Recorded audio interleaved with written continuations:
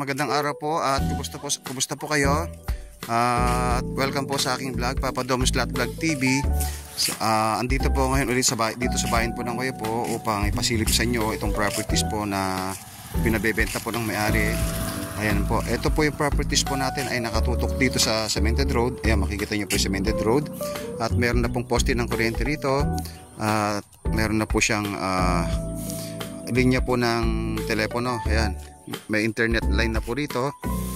So ito po yung properties po natin. Ayan, ang frontage po siguro itong mga madam, mga sir, ay mga nasa 100 meters po. Pwede po ito for residential, farm po pwede rin po, ang subdivided po pwede rin po siya. Ito baka ang sukat po nito mga more or less mga nasa 4,000 square meter po. Kulang lang po ng konti para 5 hektarya po ito.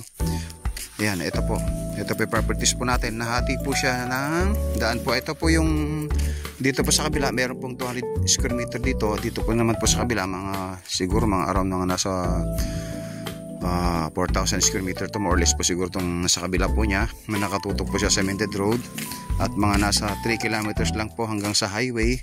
At malapit lang din po ito sa Tiplex, mga nasa 20 minutes travel po hanggang Tiplex. Ayan, ito po ang status po ng title nito mga madam, mga sir, ay ito po ay isang hacienda. Nakapasa po ito sa hacienda, pero nagbabayad na po mismo yung may-ari dito ng buwis po sa munisipyo, kaya sa kanila na po ito.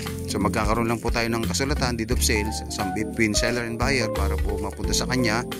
So ito po, ayan, nakatutok po sa kuryente at malapit din po siya sa mga kabahayan. Ayan po, napaka-perfect po ito gawing farm dahil patag din po ito.